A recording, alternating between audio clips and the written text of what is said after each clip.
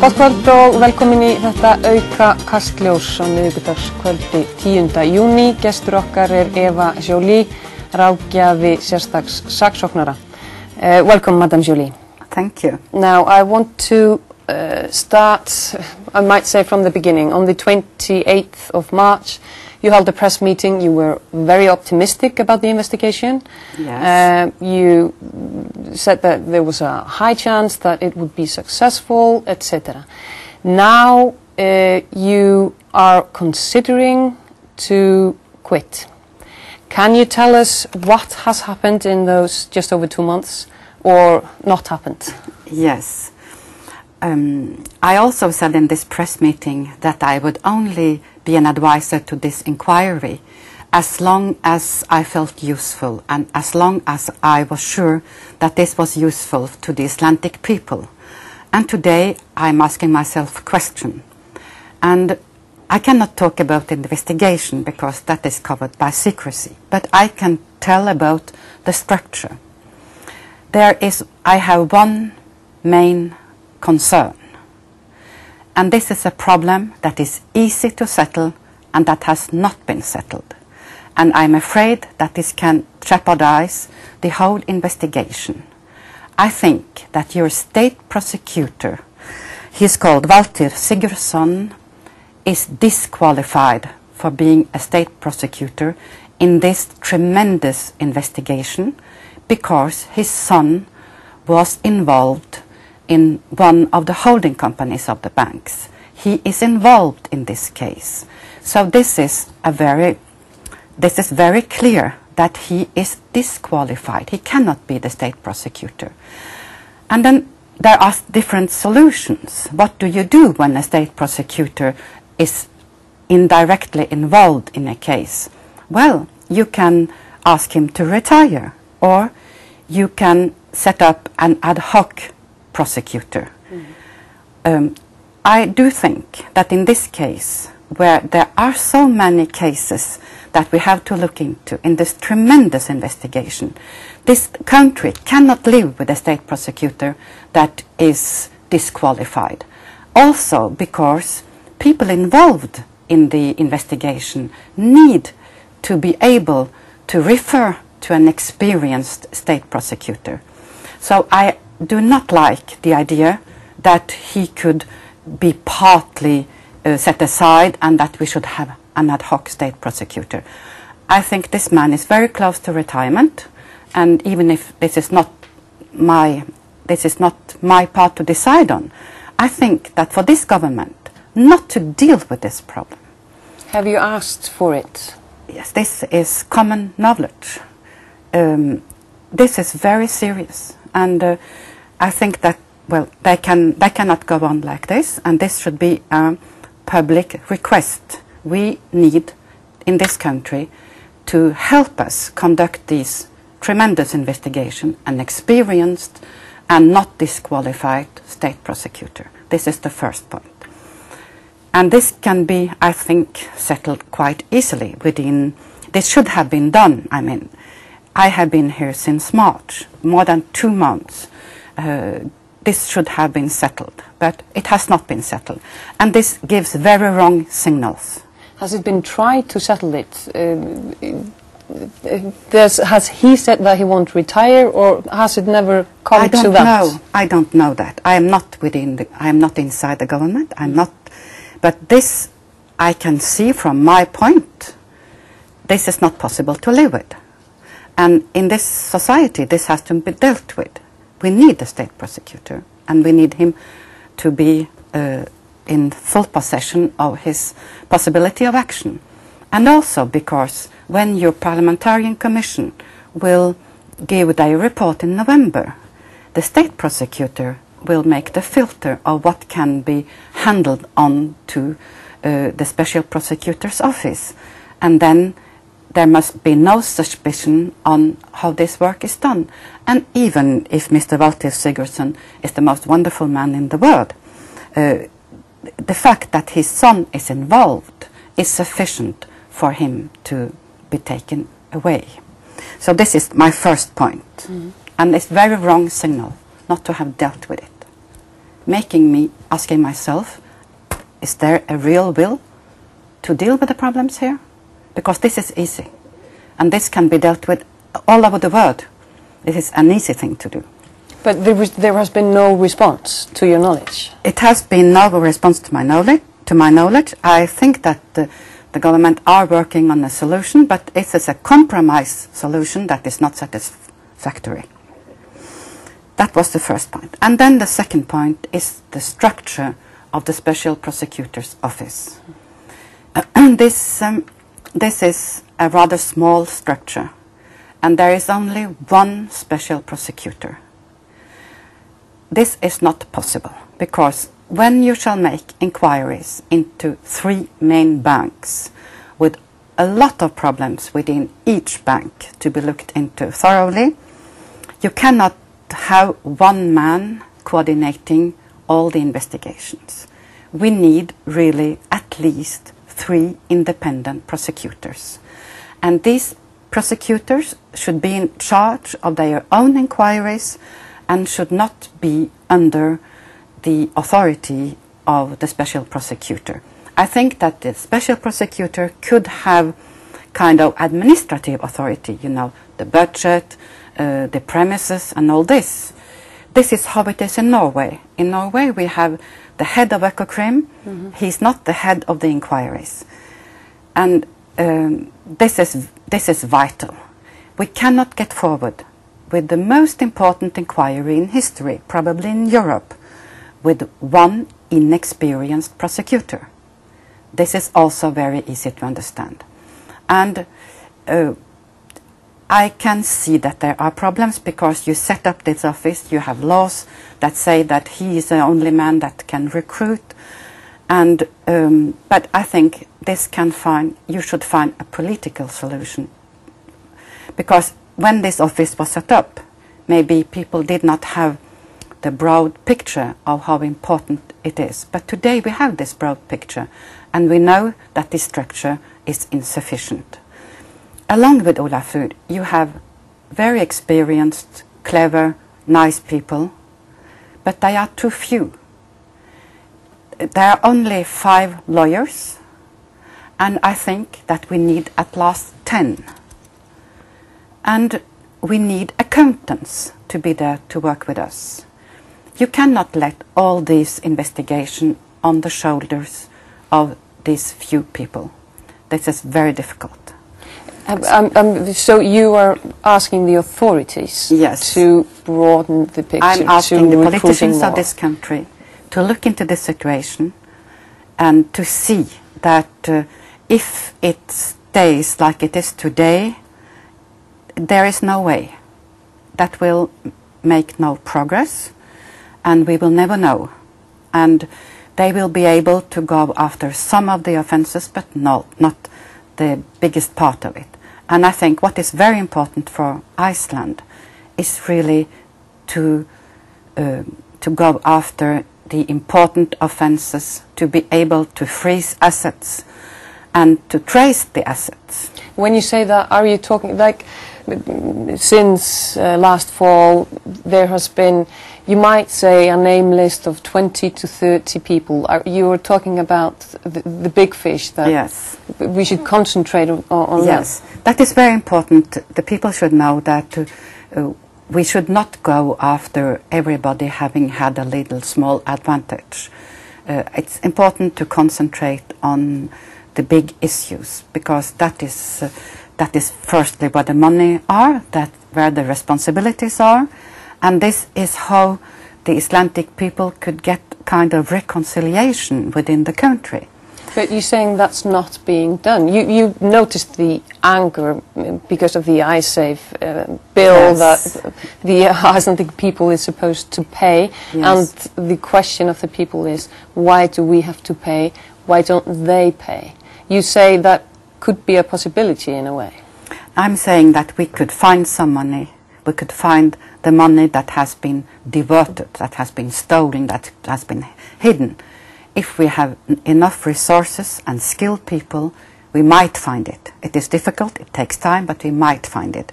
But if the structure of the Special Prosecutor's Office is not broadened, if we do not recruit experienced, skilled prosecutors to head the investigations, I think that this will not be very successful, in spite of the merits of the persons working in this office. It's not their fault. It is very important to understand that. If I compare this inquiry to the inquiry I did, I think it is maybe 5 times more important. And it's also important to understand that an inquiry cannot be done by a foreigner from abroad. I can give advices, I can bring in other experts, but the main work has to be done by Icelandic people themselves. Before taking this job, I asked for several things. I asked for an increased budget, and I broadly estimated that they needed 3 million euros a year. And they haven't got that. They only got 1/3 of it. Which some people think is a lot of money. Yes, well... But in comparison, maybe... But, well, you need to pay for the investigators. It is still in a competitive sector, so the salaries has to be good. But I think this is a very wrong way of thinking, because this investigation at the end will not cost anything, because what we will be able to recover will be much more than what it cost, highly probably. So this was the 2 points I wanted to underline. You have to have a state prosecutor that is not disqualified and that can be a resource person for the persons in charge of these inquiries, and you need to have within the Special Prosecutor's Office at last 3 prosecutors, and you need more investigators. You need accountants to be with them the whole time, so that we can set up teams that are tracing the money, and we can set up teams doing horizontal work, for instance. Today they are 13 altogether, and they have problem with their premises, and they have problem with computers, they have all kind of problems. So I think that this is a political issue, and it has to be dealt with very quickly. And what I'm saying is that it has no sense that the Icelandic people spend money on me as long as these issues are not being dealt with. Are you saying that you and your work has not gained or had support, both political and within the system, that the reaction seems to have been very little to your complaints or your advice? Well, I have started working with them since April, so this is the 5th time I think I'm here, and the 4th time when we're working. So we also needed to get to know each other, and I needed also to understand how they think and what the problems are. And I think that we can still do good work together, but the problems I put on the table today has to be settled. Now, we have been told, or the people through the media have been told that, you know, things are, there's progress, it takes time, it's going slowly but steadily, but you're saying that it actually is a dead end if we don't put some power in this.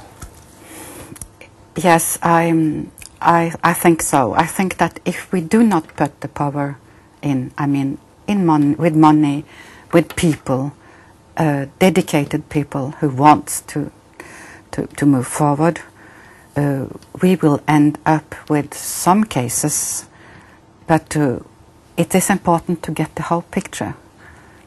Can you explain, do you have a theory why your work hasn't got any more support, both in the political field and in the system? I think that it has been a very difficult time for Iceland, that the government who recruited me is not the same as the one here, and that there are a lot of problems to be dealt with, and this is kind of priority problem that maybe this government hasn't given it enough attention because they have a lot of other very, very, very urgent problems.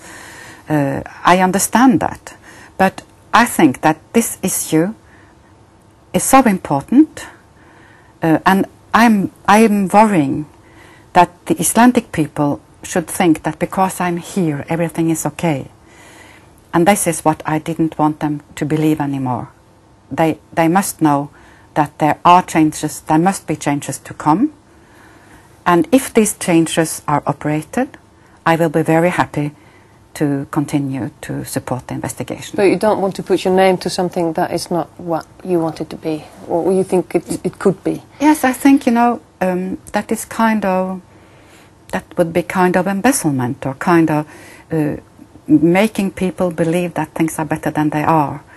And so I'm very clear on these two things. We have to strengthen the office of Ólafur Hauksson, and we have to remove the state prosecutor. But now there was some talk about when he was appointed that he didn't have any experience in this field.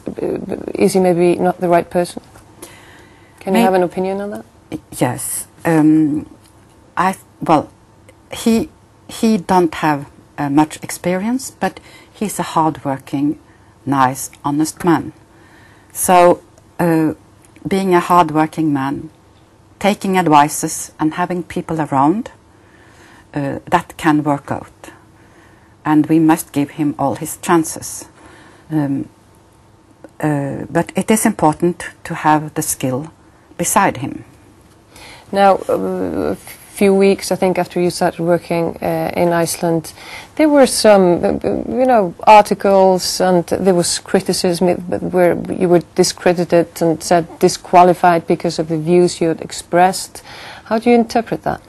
Well, I think that was kind of offering services for the future indicted people to choose the lawyer among the people taking this position. And it is also very common confusing, I think, because it has never been forbidden to say that there are suspicions of offences and crimes having been committed, and that it is legitimate to make investigation. You know, the presumption of innocence has never protected against investigations. And this is kind of confusion that that has been, yes, that we have seen a lot in many countries in Europe. And it's very traditional when the case is bad, that you try to go after the players and not after the case. So these are puppets in a way? Yes, they are. Now, some might also say, well, she's been elected to the European Parliament, she's not interested anymore, she just wants a way out. Yes. That's not the case. I understand that this could be an idea. But if you remember, I announced when I was asked whether I could help Iceland, I said that I have very busy times because I'm running for elections and I hope to be elected, so this is not a new thing. I knew that I would be very busy and I hope to be elected. And my whole life I have been having 2 or 3 jobs. I was working full-time, having children when studying, for instance. I have taken my special degree in law, having family and full job. I will still go on working for the Norwegian government on illicit money flows issues and the network I'm running. So I have time for Iceland if this makes sense. The problem is that my presence must make sense here. Now, give us the optimistic view. Let's say that the response will be quick and good, and your wishes will be fulfilled, if I can say it like that. What is the picture like? Are we talking about arresting people, freezing assets? I mean, how are we going to go about this? Because we've heard of this investigation, the Al-Thani and the house search and all that. Is that not the right way? Well, I should not comment on the investigation. No, you can't. that, you know, that would make it very difficult for everybody. So I cannot say so much more, but I can say that the aim of this investigation is to find the probably stolen assets. And what I said out of my experience is that when you find cookbooks, when you find banks that has not played by the rules, you find most of the time the full picture of economic criminality. But justice can be fulfilled. Yes. That is your sincere belief. The good thing with economic crime is that you have trials, you have traces that are very difficult to make vanish. So there are still possibilities. There are still possibilities, and I'm happy to say that also now I think that our personal relationship within the group are good, and that we could build on this confidence, but that my responsibility was to go public and say that we need more people, and we need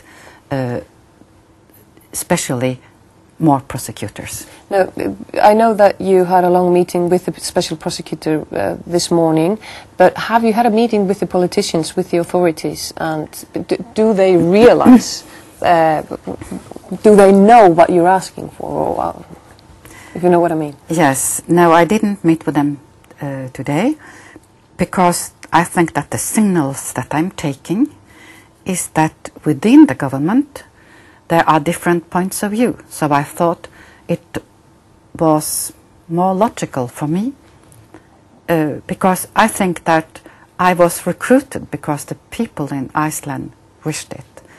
I remember the story about the Facebook with 2,500 names in the night.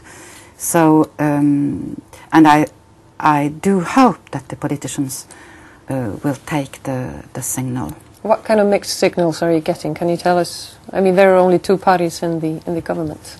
Well, I think that I gave you two examples. We are lacking money for the investigations, and the state prosecutor has not been removed. That says it all. Yes.